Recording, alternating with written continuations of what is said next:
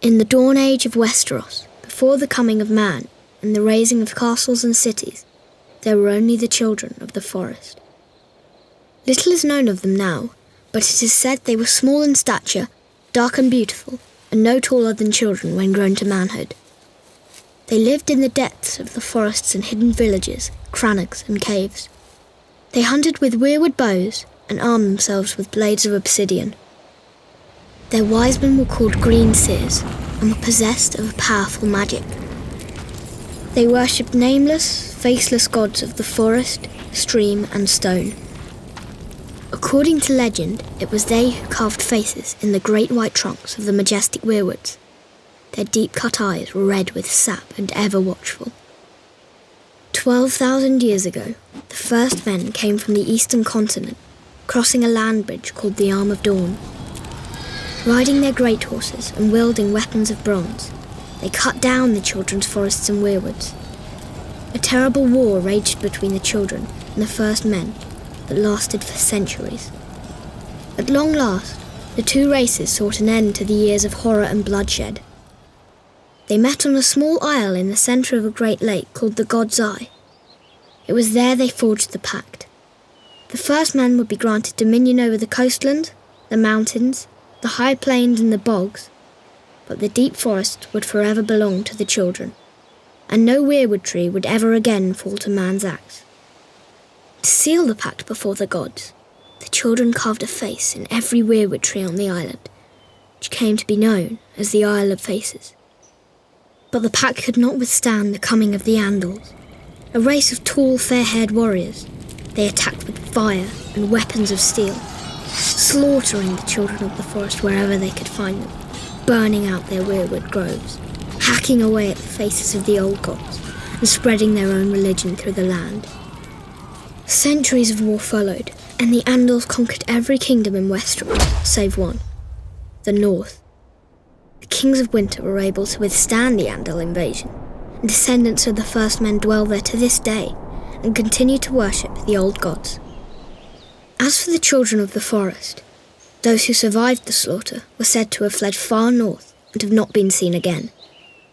Most assume they're long dead, and some don't believe they ever existed. They live on only through song and legend, and in the faces of the weirwood trees. When Aegon the Conqueror invaded Westeros, he had 7 kingdoms to contend with. The Kingdom of the North, the Kingdom of the Mountain and the Vale, the Iron Islands, the Kingdom of the Rock, the Kingdom of the Reach, the Stormlands, and Dorne. These regions had been established by the first men thousands of years before, in the Age of Heroes. One hero of this fabled age was Bran the Builder. Bran raised the wall and built the stronghold of Winterfell, establishing House Stark and reigning as the first king in the north. Other legends tell of the Grey King in the Iron Islands. Grey King took a mermaid to wife and defeated Naga, the first sea dragon. House Greyjoy of Pike, the current rulers of the region, claimed to descend from him. House Casterly ruled the gold-rich Westerlands from their mighty seat of Casterly Rock, but their lands and power were swindled from them by the legendary trickster Lan the Clever. The noble house of Lannister is said to have descended from him. The verdant and fertile lands of the Reach were first ruled by House Gardener, whose founder, known as Garth Greenhand, wore a crown of flowers and vines. He ruled from Highgarden as the first king of the Reach, and was said to have made the land bloom. Many noble houses trace their bloodlines back to him, including the current lords of Highgarden, House Tyrell. In the Stormlands, according to ballads of the age, a warrior named Arryn fell in love with Elenai, whose father was god of the sea and mother was goddess of the wind. She gave her maidenhead to him, committing herself to a mortal life. Enraged, her parents called upon the winds and waters, destroying Darren's Bayside Keep and wiping out his wedding guests. Darren declared war on the gods and rebuilt his keep, which was also destroyed. 4 more castles he raised, each stronger than the last. All fell to the power of the gods. But Darren's 7th castle, Storm's End, withstood the god's rage. Arryn became known as Arryn Godsgrief and reigned as the first Storm King. There are countless other tales from the Age of Heroes, too many to count. These histories weren't recorded in a book, but passed down from generation to generation through story and song. And while some of them may be dismissed as fairy tales, every one of the 7 kingdoms is defined by them. In the 7 kingdoms of Westeros, the dominant religion is the faith of the 7, first brought to its shores by the Andals some 6,000 years ago. But there are some who still keep to the old way, worshipping the faceless gods of the children of the forest and the first men. The old gods are countless, nameless spirits of nature. In ancient times, the children of the forest carved faces in the trunks of the weirwood trees, which became sacred symbols of their faith. In time, the first men adopted the children's gods as their own. Most castles at that time contained a godswood with a weirwood or heart tree at its centre. Meanwhile, across the narrow sea, a new religion was born in the hills of Andalos.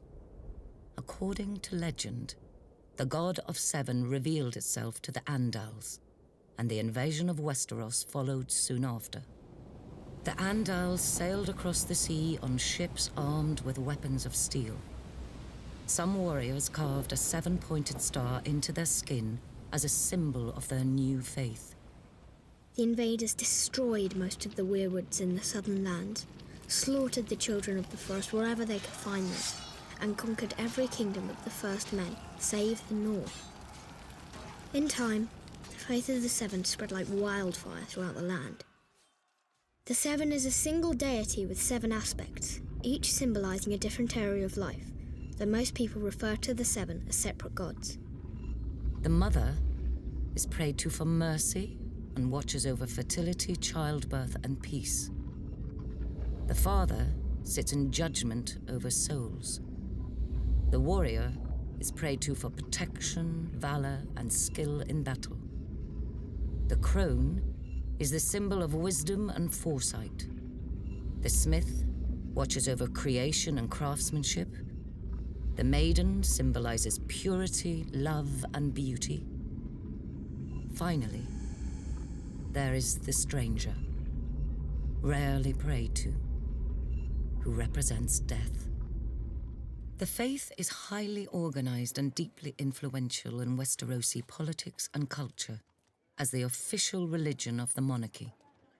Worshippers gather in temples of the faith called septs. The seat of the faith is the Great Sept of Baelor, which is located in the capital city of King's Landing. Still, in the north, where descendants of the first men dwell, worship of the old gods continues to this day, and the sacred faces of the weirwood trees keep close watch over the faithful. Night gathers, and now my watch begins. It shall not end until my death.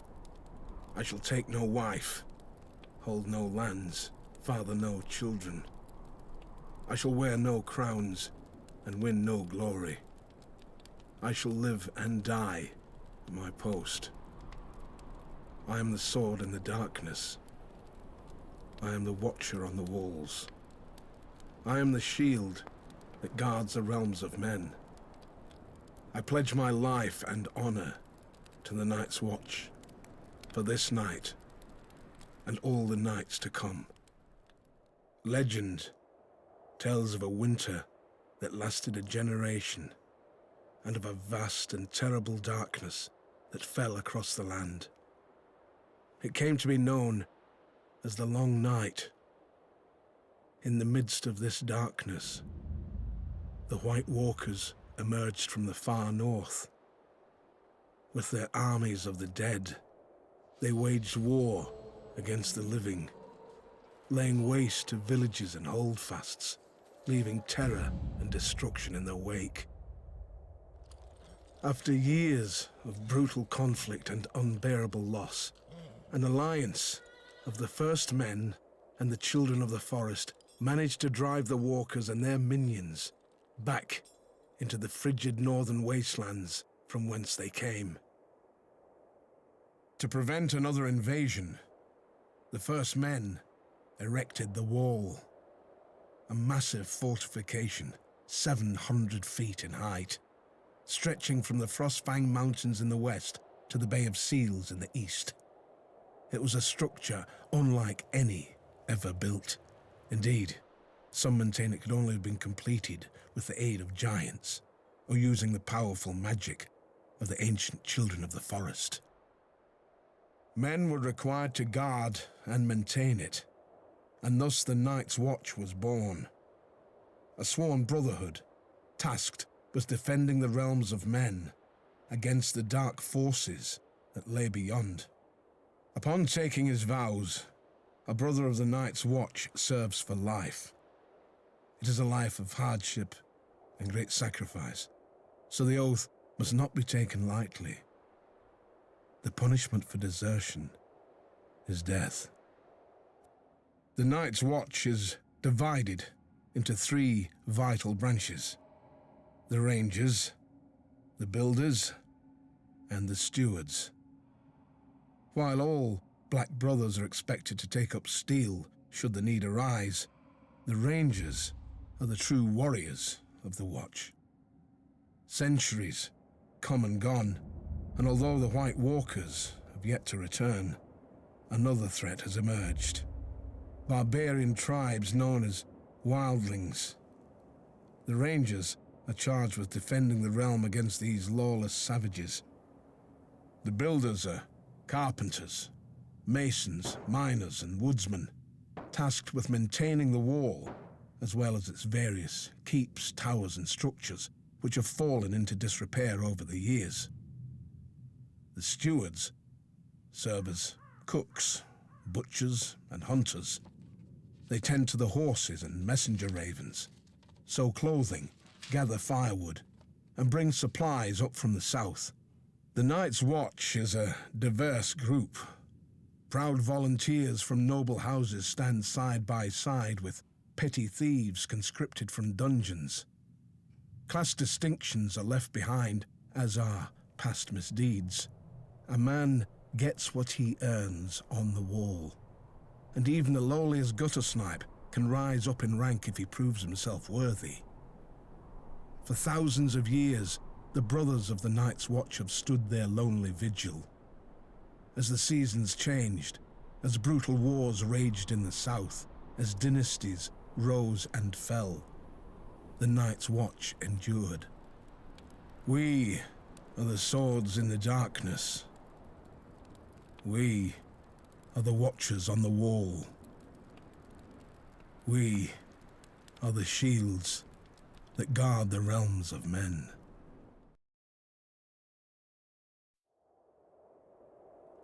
Joining the Night's Watch, or taking the Black, is a singular honor for any northerner. For it was in the north, some 8,000 years ago, that the first men drove back the White Walkers, erected the wall, and established the sworn brotherhood that would guard the realm and its people from the dangers beyond. Regrettably, the Night's Watch no longer commands the widespread respect and admiration it once did. While House Stark and other houses in the northern regions continue to recognize its vital importance to the safety and stability of the realm, this view is not shared by the powerful houses of the southern kingdoms or their subjects. Most regard the Watch as a misguided, obsolete order made up of useless outcasts. Admittedly, the current Night's Watch is a shadow of its former glory. Their numbers have dwindled to less than 1,000. Of the 19 castles along the wall, only 3 are functional: the Shadow Tower, Castle Black, and East Watch by the Sea. And the Watch's mandate of adding to the wall has been abandoned entirely. There are barely enough resources to maintain it. Recruiting officers, known as Wandering Crows, scour the dungeons and slums of the realm in hope of finding men to fill the ranks. While there is still the occasional highborn volunteer, the newest recruits are almost entirely made up of lowly criminals. Thieves, rapists, and murderers sentenced to the wall as punishment for their crimes. The decline of this once fabled order is troubling, as the danger it guards against is all too real. While the White Walkers haven't been seen or heard from in ages, and may very well be the stuff of myth, barbarian tribes that dwell beyond the wall, known as wildlings, have been a menace to the North and its people for generations. At certain points in history, the disparate wildling tribes have united behind a single leader, a king beyond the wall, and attempted large-scale attacks against the realm. But thanks to the resourceful and courageous men of the Night's Watch, these so-called kings were soundly defeated. While many have lost faith in the Night's Watch, the people of the North are steadfast in their belief that the Black Brothers will answer the call of duty. But with winter coming, diminished numbers, and a lack of widespread support, will they be ready?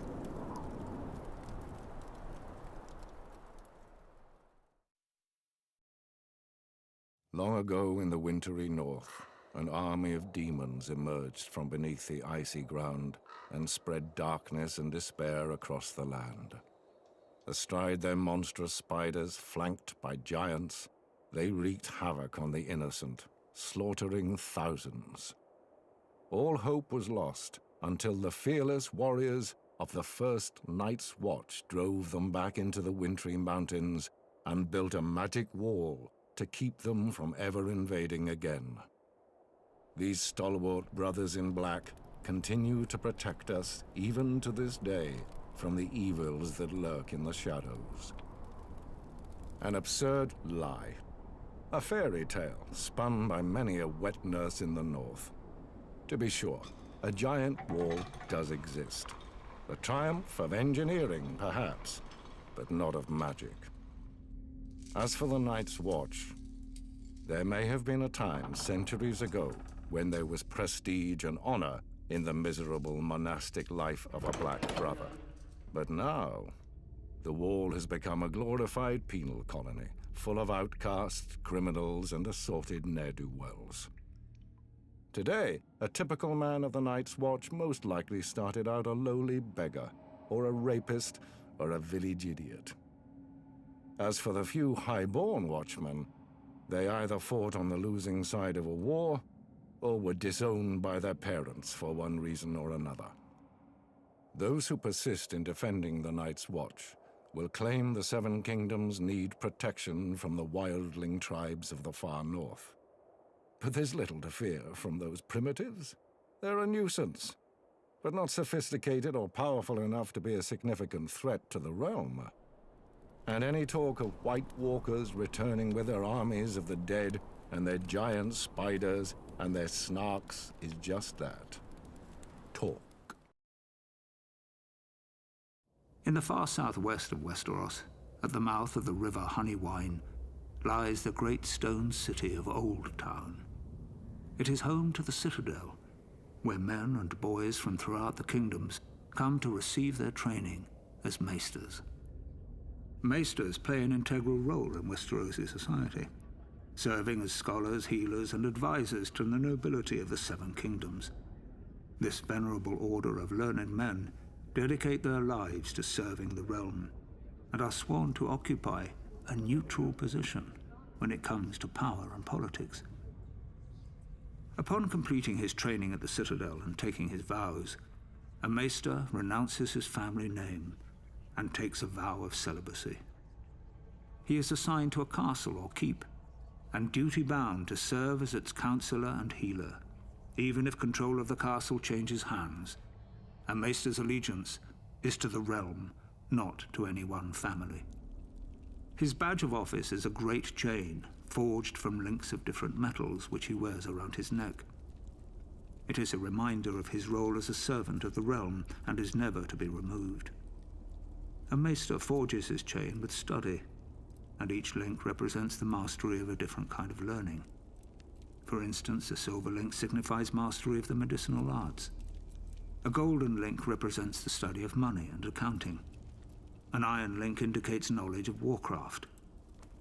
Ravenry is an especially important skill for a Maester, as it is he who breeds, trains, and maintains carrier ravens for the delivering of messages throughout the land. There are some Maesters who have earned a link forged of Valyrian steel. This signifies knowledge of the higher mysteries, commonly known as magic. Only one Maester in 100 possesses such a link, as this field of study is frowned upon by many in the Order. It is possible magic may have existed for a time long ago, but most consider the higher mysteries to be long gone from this world. Service as a Maester is a noble calling, one of vital importance to a prosperous realm. It is little wonder there are some who refer to the Order as the Knights of the Mind. East of Westeros lies the Smoking Sea, where no ship dares sail. There are those who swear it to be demon-haunted, and who's to say they're wrong? For it was there, thousands of years ago, that a cataclysmic event occurred, destroying one of the great civilizations in history. The precise details of their origins are lost to us, but it is said the Valyrians were once a modest community of shepherds, tending their flocks on a small peninsula of the great eastern continent. One fateful day, in a volcanic area known as the 14 Fires, they made a shattering discovery. Dragons. They were monstrous, scaled creatures with massive wings, sharp claws, and fiery breath. They were also said to have a deep-rooted connection to magic. In time, the Valyrians were able to tame the beasts. Harnessing their immense power, they established a city of wonder, unlike any before or since. They became skilled at sorcery and metallurgy, creating uncommon weapons of spell-forged steel.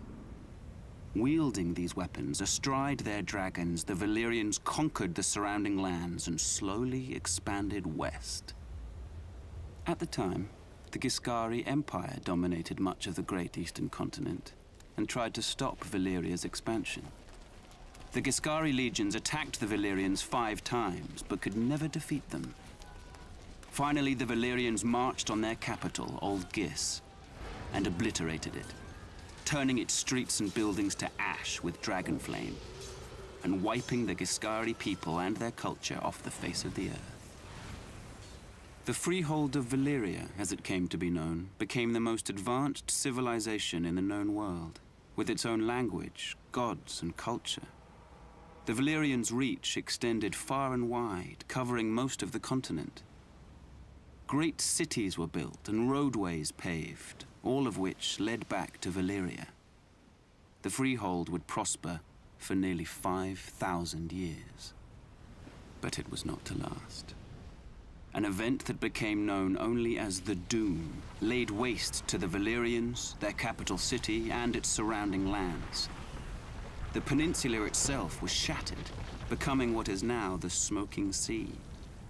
Every dragon was thought to be lost, as were the Valyrians' spells, knowledge, and recorded history. Thus, the mighty empire collapsed. What caused this cataclysm? No one knows for certain. Some say it was a volcanic eruption. Others say the Valyrians' own sorcery got the better of them.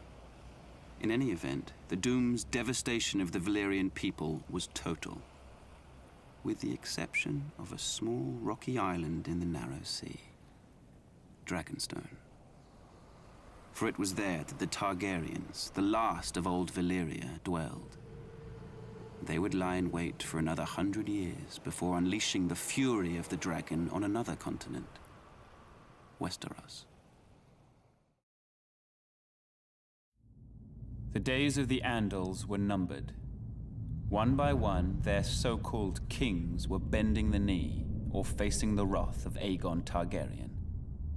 Aegon of old Valyria. Aegon who was blood of the dragon. After defeating the Iron Men at Harrenhal and slaying the last of the Storm Kings, Aegon and his sisters, Rhaenys and Visenya, set their sights on other prizes, the gold mines of the Rock and the fertile lands of the Reach. King Loren Lannister of the Rock and King Mern Gardener of the Reach foolishly thought their combined armies could beat back the Targaryen host. They rode forth together, their proud banners flapping in the wind, and faced off against Aegon in a vast golden field of wheat. The two kings commanded a massive force of nearly 60,000, and it appeared the day was theirs, until Aegon unleashed all 3 of his dragons for the first and only time. Each beast was named after the Valyrian gods of Aegon's forefathers. Visenya rode Vhagar, whose fiery breath could melt armor. Rhaenys rode Meraxes, whose jaws were big enough to swallow a horse whole. Greatest of all was Balerion the Black Dread, with fire dark as night and wings so huge whole towns were covered in shadow when he flew overhead. This magnificent creature was ridden by Aegon himself. 4,000 men were bathed in glorious dragon flame that day, on what came to be known as the Field of Fire. King Mern was among the dead, and House Gardener died with him.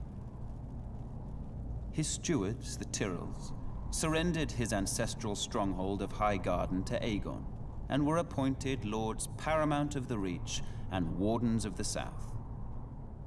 When Loren Lannister witnessed Mern's fate, he wisely bent the knee. Aegon spared Loren's life, and the Lannisters were made Lords Paramount of the Westerlands and Wardens of the West. After his triumph on the Field of Fire, Aegon's conquest was assured. In a short time, the so-called 7 kingdoms were melted down in the heat of the dragon's flame and transformed into a single realm. Aegon would forever be known as Aegon the Conqueror.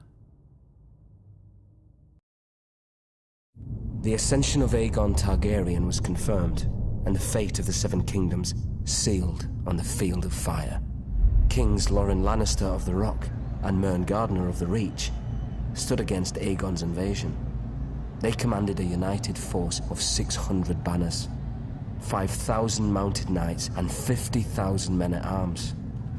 Aegon's host was vastly outnumbered, and when the army of the 2 kings charged, the invaders turned heel and ran. But Andal might was no match for Dragonflame. When Aegon unleashed all 3 of his dragons, 4,000 souls were horrendously burned alive on the battlefield, King Mern among them. Realizing all hope was lost, King Loren surrendered. The Starks of Winterfell had no intention of submitting to Targaryen rule. They had reigned as kings in the north since the days of the First Men and were determined to resist the Targaryen invaders, just as they had resisted the Andals thousands of years before. King Torrhen Stark led his army to the Red Fork just east of Riverrun, hoping to succeed where Loren and Mern had failed. But when Torrhen saw the size of Aegon's now mighty host, along with his monstrous dragons, he knew he couldn't subject his followers to the horror of another Field of Fire. He bent the knee and swore fealty to Aegon, who allowed the Starks to maintain their lordship over the region as Lords Paramount and Wardens of the North. Without question, Torrhen Stark saved thousands of lives that day. He was ever after known as the King who knelt. Aerys Targaryen was the last of his name to sit on the Iron Throne.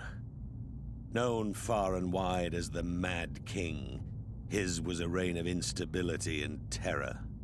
The 7 kingdoms are well rid of him and his kind. Oh, he may have appeared to be a capable ruler at first, but that was due in no small part to his counselors, led by the hand of the king, Tywin Lannister.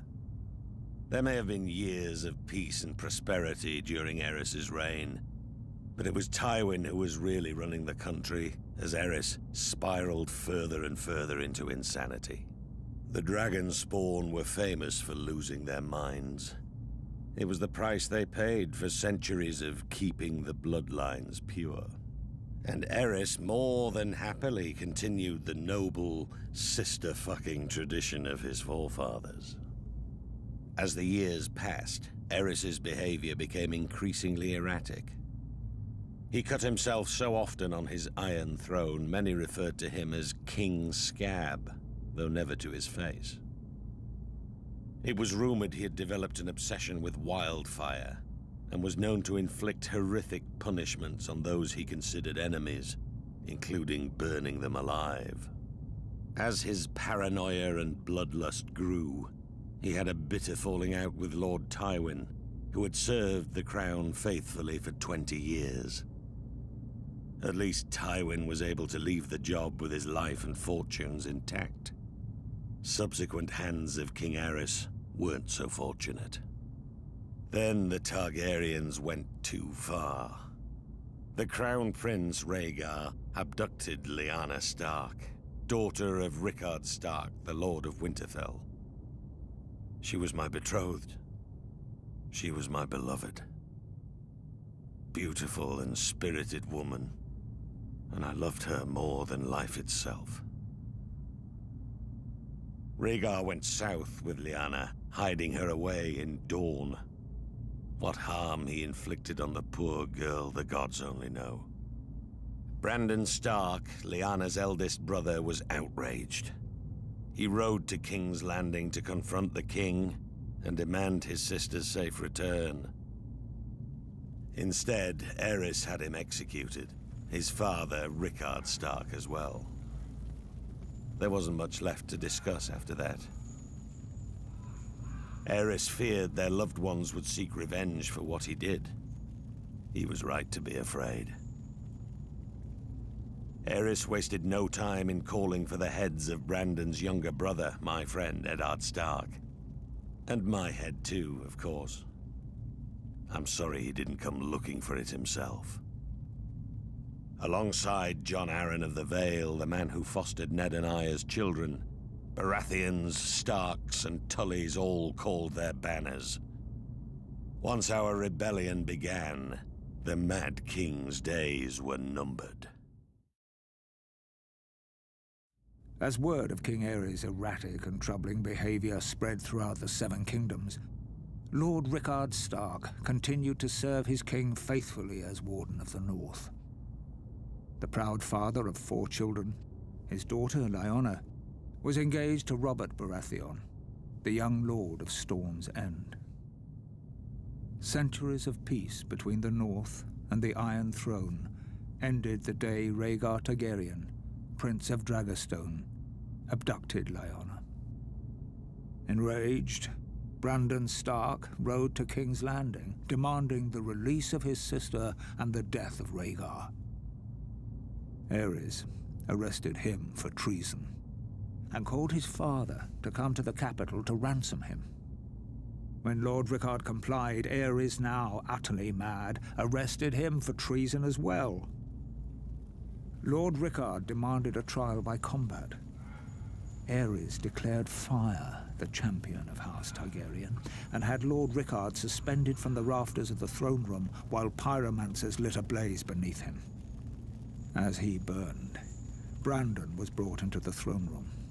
A leather cord attached to a strangulation device was wrapped around his neck. Aerys told Brandon his father was a dead man, but there was a chance to save him. A longsword was placed on the floor just out of Brandon's reach, and the more he struggled to reach it, the more the cord tightened around his throat. Brandon Stark strangled himself, trying to free his father, who was roasted alive in his own armor. The entire court stood and watched this atrocity take place. Sir Jaime Lannister and the Kingsguard among them. The Mad King was reported to have laughed hysterically as these 2 noble men were tortured and brutally killed before him.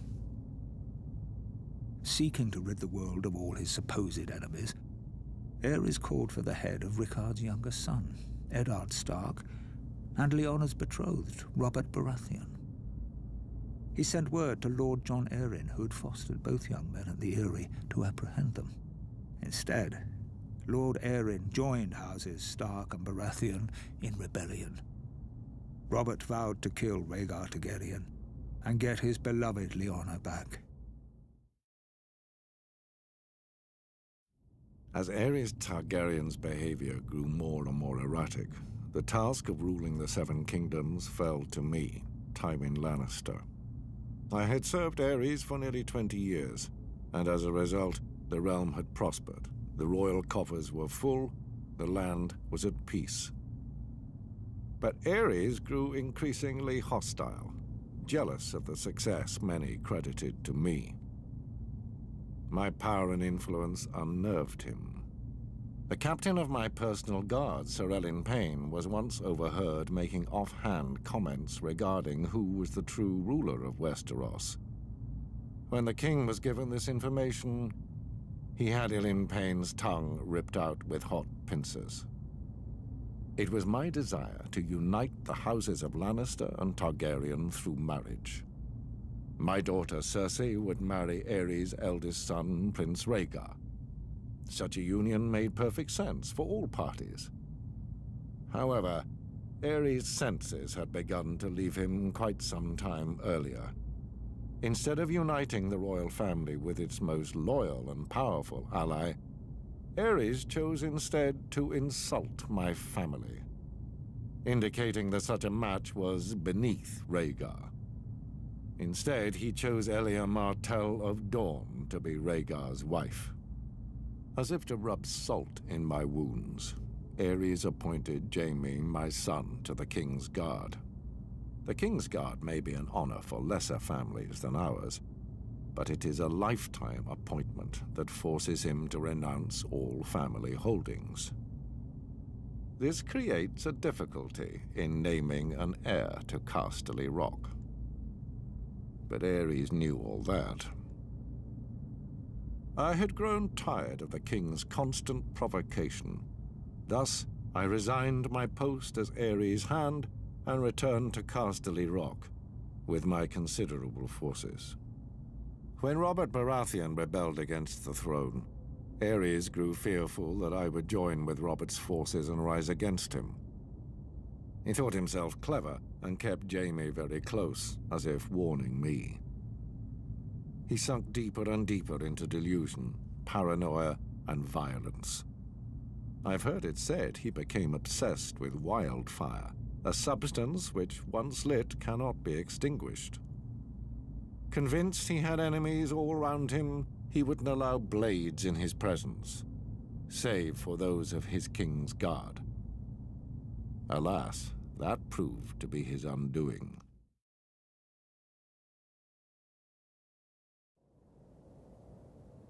Rebellion. The crimes of House Targaryen were too heinous to go unanswered. The noble houses of Baratheon, Stark, and Arryn united to oppose and overthrow the line of the cursed Dragon Kings. While Ned Stark and Arryn secured an alliance with the Tullys of Riverrun, I called the banners of Storm's End and rode out in force against the Mad King and his minions. Gods, those were some battles.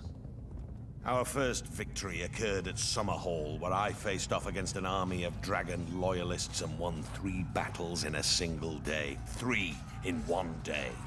7 hells, that was a glorious day. We tried to take Ashford Castle in the Reach, but the Tyrells beat us back. We had to regroup. My army was pursued north by Aerys' army and took refuge in the Stony Sept in the Riverlands. When the Targaryen army entered the town, the Sept bells tolled, a signal to the townspeople of the battle that was to come. As the Targaryens searched from house to house for me, the combined forces of Ned Stark and the Tullys swept into the city. Gods, what a day that was. It's now known as the Battle of the Bells. We overwhelmed the Mad King's forces and sent them scampering back to King's Landing. Aerys' son, Rhaegar, who started the whole damn thing, finally emerged from hiding in the south and assembled his own army to face us. As for the Mad King, he must have been pissing himself. The battle that would decide the fate of the Seven Kingdoms occurred at the crossing of the Green Fork of the Trident River. Rhaegar commanded the royal host, which was some 40,000 strong. My forces were outnumbered by nearly 5,000 men. But that didn't matter. They were fresh, but we were battle-hardened and had justice on our side. As the battle raged around us, I faced off with Rhaegar, the stag and the dragon right there in the ford of the river. I fought with the fury of 10 men, raining blow after blow upon that vile prince before burying my warhammer in his chest. I hit him so hard the rubies on his armor broke free, flinging them into the stream. They call it the Ruby Ford now. With that scum Rhaegar dead and the royal army shattered, our next move was to make for King's Landing. But I'd sustained a few wounds in the battle and was unable to ride. I sent Ned Stark to the capital to face the Mad King and make him pay for his crimes. The Targaryens, blood of the dragon, and the last of old Valyria, were loved by their subjects, and admired far and wide as the greatest dynasty in the history of the Western world. But the peace and prosperity of nearly 3 centuries of Targaryen rule was shattered by the usurper, Robert Baratheon, and his band of traitors. House Baratheon owed its very existence to the Targaryens. Was it not Aegon the Dragon himself who elevated the bastard Aerys Baratheon in the War of Conquest? And what of the Starks, the Lannisters, the Arryns of the Vale? All had been spared and allowed to keep their lands when Aegon could easily have wiped them out. Centuries later, the usurper and his lackeys repaid Aegon's benevolence with treachery. There are some who dare to claim Robert and his allies had reason to rebel. They say the Crown Prince stole the usurper's lady love. They say my father, King Aerys, murdered Rickard Stark and his son without just cause. Whether these charges are true or not, it doesn't matter. The dragon answers to no one. Aerys' good name has been besmirched in the years since the rebellion. He's been called a dangerous madman, a monster, a tyrant that brought his tragic end upon himself. Lies! My father was a victim of weaklings in his council, lackwits who failed him in his hour of need and let the rebellion spin out of control. But it was not enough. The royal army was crushed at the Battle of the Trident.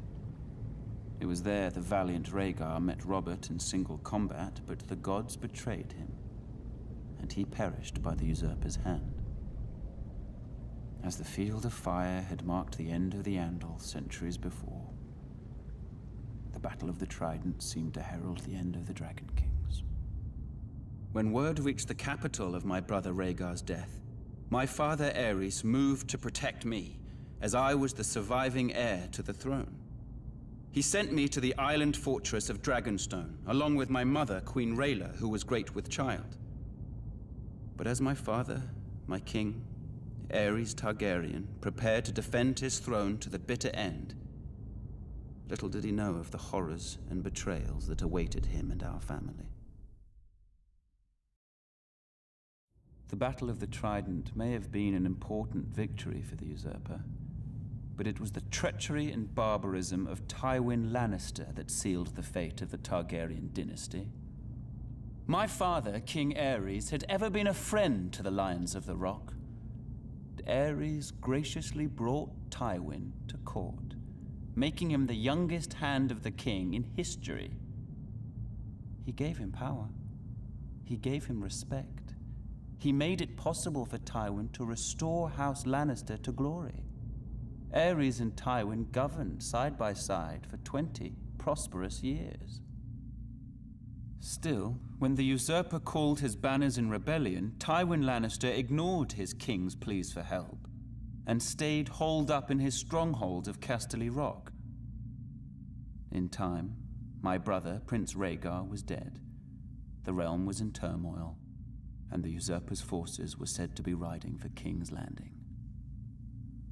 What a glorious sight it must have been when a force of 10,000 Lannister men showed up at the gate of the capital with Lord Tywin at their head, pledging support to his beleaguered king. Aerys opened the gates for his old friend. Instead, Lannister and his men proceeded to plunder and destroy the city that he had called home for decades. As the capital was ravaged and its people terrorized, Jaime Lannister, son of Lord Tywin, proved every bit as treacherous. He killed my father, the king, at the foot of the Iron Throne. The Lannisters entered the Red Keep, and Tywin ordered the deaths of the rest of the royal family. It is said Princess Rhaenys was found cowering under her father's bed and put to the sword. She was only a child. As for Rhaegar's widow, Elia, she was forced to watch as Lannister thugs dashed her baby son's head against a wall before being raped and murdered herself. As I was the heir to my father's throne, I had been spirited away to Dragonstone with my mother, Queen Rhaela, who was with child. As a raging summer storm battered the island fortress and destroyed the Targaryen fleet as it lay at anchor, my sister, Daenerys, was born. My mother, the Queen, died giving birth. Now, some 17 years later, the rightful king still lives in exile. But a day of reckoning is coming. I will sail west as Aegon the Dragon did centuries before. I will take back my father's throne with blood and fire. And I will punish the treacherous dogs who sought to destroy my family. And the people shall rejoice. For our rebellion to succeed, King's Landing had to be taken forcefully. No one was foolish enough to believe that Aerys was going to hand his crown over peacefully. The Mad King's reign needed to end. What Tywin Lannister's forces did was unfortunate, but it was necessary to secure the Iron Throne and bring peace and justice to the Seven Kingdoms. My glorious victory at the Trident left me wounded, but I sent my personal maester to attend to Sir Barristan Selmy instead. His wounds were more severe. Even though Sir Barristan was a member of Aerys' Kingsguard and fought on the opposing side, that man's bravery and loyalty was something to behold. But this meant my wounds would take longer to heal, and I couldn't ride to King's Landing myself. I sent the one man I trusted over anyone else in this world, Ned Stark, in my place. Had I been able to ride, perhaps I could have reached King's Landing sooner and prevented some of the violence that occurred when the Lannisters entered the city. Still, what Lord Tywin did was for the greater good. Even what happened to Princess Elia and her children. Babies or no, theirs was the same cursed blood that flowed within the Mad King's veins. They were dragon spawn and couldn't be allowed to survive. What would they grow to be? Loyal subjects? Ned with his damn northern honor. He and I had our first major fight over the deaths of the Targaryen children. Ned called it murder. Murder? It was war. It was war. Lord Stark demanded that the Lannisters be held responsible for their crimes. Was it a crime to put an end to a family of lunatics born of incest? I wouldn't and still won't blame Tywin. Instead, I sent Ned Stark south to finish off the remaining Targaryen loyalists. It was only Lyanna Stark's death that reconciled us. Ned had lost his sister. I had lost my betrothed and beloved. We shared that sad bond together, Ned and I. Through it, our friendship was made strong again. As for the Mad King's surviving heirs, those that were able to scurry away in the face of my fury now live somewhere across the narrow sea. They had best stay there. If they ever set foot in Westeros again, they will face the King's justice. Robert Baratheon's victory at the Trident was a turning point in the war for the Iron Throne. While it was clear the gods were smiling on the rebel forces, Aerys Targaryen still held the Red Keep at King's Landing. As Robert was wounded and unable to ride, it was up to Eddard Stark to make for the capital and force the Mad King to give up the throne. Lord Stark reached the city gates to find that Tywin Lannister, Lord of Casterly Rock, had already sacked the city in Robert's name. House Lannister had remained neutral up to this point, ignoring requests for help from both the Crown and the rebels. Now that Robert's eventual victory was assured, it seemed Lord Tywin had finally chosen a side. Lord Eddard was horrified by what he saw when he entered the city. Homes looted and burned, women raped, scores of innocent citizens killed. Disgusted, he led his force up Visenia's Hill to the Red Keep. Upon entering the throne room, he found King Aerys lying in a pool of blood, dead by the hand of his own sworn King's Guard, Jaime Lannister, who sat brazenly upon the throne. Demanding to know the whereabouts of Queen Rhaela, Lord Eddard was informed the Queen and her son Viserys had been spirited away to Dragonstone before the Lannisters arrived, but other members of the royal family were not as fortunate. Elia, Martell of Dorne, who was the wife of Prince Rhaegar, had been raped and murdered by Ser Cregor Clegane on Lord Tywin's orders. Ser Cregor and his men had also butchered Rhaegar's young children. When Robert was well enough to reach the capital, Lord Eddard demanded the Lannisters answer for their heinous crimes. Robert refused, and sent him south to relieve the Baratheon stronghold of Storm's End, which was still under siege by forces loyal to the Crown. Whatever words passed between the two old friends are known only to them, but Lord Eddard is said to have left King's Landing in anger. Later, when Robert was crowned, he appointed Jon Arryn as Hand of the King. Lord Arryn's first order of business was to broker a truce with the Martells of Dorne, who were outraged by the brutal murder of Princess Elia and her children. Following the death of Lyanna Stark, who had been betrothed to Robert, Houses Baratheon and Lannister were joined in marriage when the new king took Tywin Lannister's eldest daughter Cersei as his queen. As for Eddard Stark, he returned to his stronghold of Winterfell, forever haunted by his sister's death and the shameful way that Robert had secured his throne. Rhaegar Targaryen lay dead on the banks of the Trident, his royal army shattered and in retreat. The days of the Dragon Kings were clearly numbered. Until that moment, it would have been foolish to commit Casterly Rock to either the Crown or the Rebellion. What would our family have to gain in supporting a raving madman? Or in entering a crusade to put Robert Baratheon on the Iron Throne? But chaos benefits no one. It was time for House Lannister to do what it could to ensure a return of peace and prosperity to the land. I, Tywin Lannister, brought 10,000 Lannister troops to the gates of King's Landing in order to bring the bloodshed to a quick and decisive conclusion. King Aerys had been sending ravens for months, begging for my support to end the uprising. In a way, his pleas had been answered.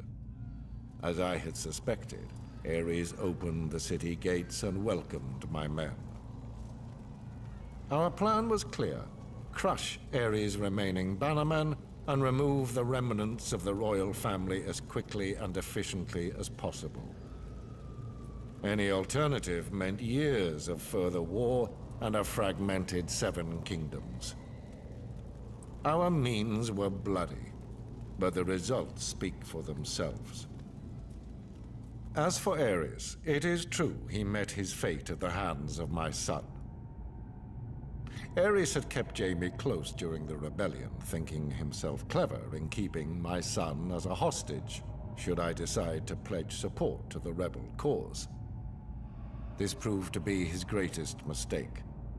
For when the time came, Jaime did his duty as a Lannister, and drove his sword into the Mad King's back. With that, Robert Baratheon's crown was secured. The new king recognized our role in his ascension to the throne, just as he recognized how useful the might and riches of Casterly Rock would be if he wanted to keep it. To that end, I offered my daughter Cersei as his queen.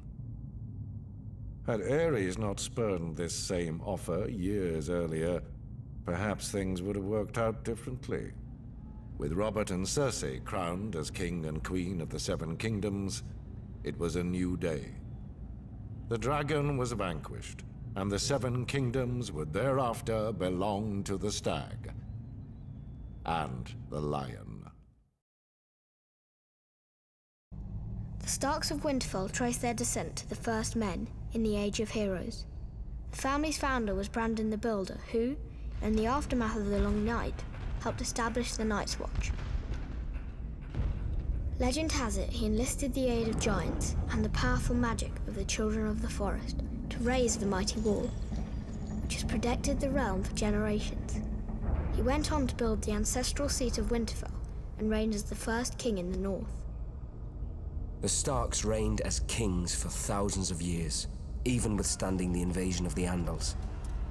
As the southern kingdoms fell and the Children of the Forest were driven away, the north stood strong, maintaining its religious customs and its way of life. Eventually, the reign of the Kings of Winter came to an end with the coming of Aegon the Conqueror. After Aegon and his dragons destroyed the combined armies of the Reach and the Rock at the Field of Fire, King Torrhen Stark bent the knee and swore fealty to the Targaryen dynasty in order to spare the destruction of Winterfell and his people. He was forever after known as the King Who Knelt. As a reward for his submission, Aegon named Torrhen Lord of Winterfell and Warden of the North. The Starks take great pride in their history and traditions. It is one of the few noble houses that still keeps the old gods. A sacred weirwood tree looms large in Winterfell's Godswood. Its ancestral sword, Ice, was forged in ancient Valyria and has been passed down through the generations. House Stark remains steadfast in its support of the Night's Watch, even as the once illustrious order has fallen on hard times. Much like their sigil, the Grey Direwolf, House Stark is the stuff of legend in the north and throughout the Seven Kingdoms. And their family words, "Winter is coming," serve as a reminder of their beginnings in the wake of the Long Night and a grim portent of things to come.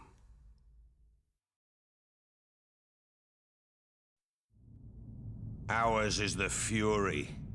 These are the words of the Black Stag of Baratheon. A battle cry echoed throughout the land in rebellion when I, Robert Baratheon, the first of his name, seized the Iron Throne from the Mad King Aerys Targaryen, ending a dynasty nearly 300 years old. House Baratheon was born in the Wars of Conquest, when Aegon the Dragon invaded Westeros. Aegon sent his commander, Orys Baratheon, to take Storm's End. Argilac the Arrogant, the last of the Storm Kings, foolishly left the safety of his stronghold and met the Baratheon warlord in open battle. Argilac was soundly defeated, and Orys took his lands, his holdings, and his daughter. Orys was said to be a half-brother to Aegon Targaryen. If this were true, a little blood of the dragon mingled with that of the stag in those days. The seat of House Baratheon is Storm's End, a legendary keep raised in the Age of Heroes. It overlooks Shipbreaker's Bay, where legend has it that Durin, the first Storm King, raised the keep with the aid of Bran the Builder of House Stark, forging a centuries-long connection with the Stormlands and the North. After Aegon's conquest of the Seven Kingdoms, the Baratheons remained loyal enough to the crown while Targaryen kings came and went. But loyalty has its limits. When Rhaegar Targaryen, Aerys' vile son and heir, abducted Lyanna Stark, my betrothed, my beloved, it was time to act. We raised our banners, Baratheon, Stark, Jon Arryn, and the Tullys, united in rebellion against Rhaegar and his father, the Mad King. We were victorious and took the Iron Throne. That bit of dragon blood in my veins came in well, as it made me a distant relation to the Targaryen dynasty blood of my long-lost ancestor, Aerys. The truth of it is, I took it. I sit on the Iron Throne. I rule the Seven Kingdoms from the Red Keep.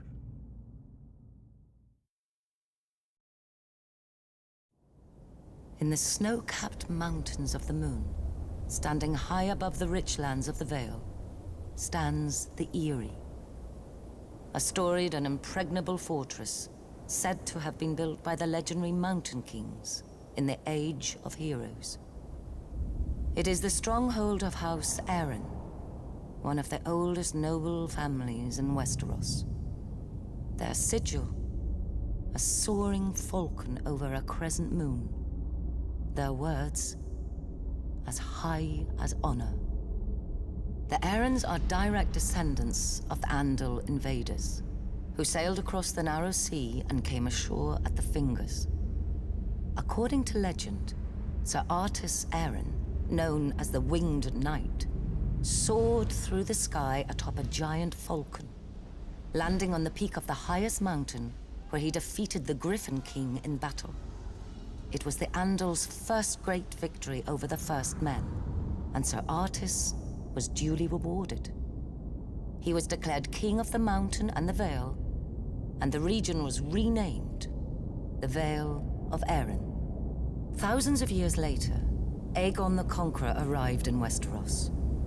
House Arryn bent the knee to Aegon and his dragons, and were allowed to maintain the control of the region, as Lords Paramount of the Vale and Wardens of the East.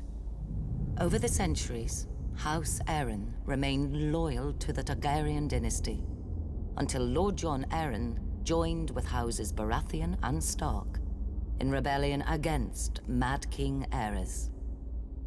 Upon winning the Iron Throne, Robert named Lord Jon Hand of the King, a position he held until his mysterious death.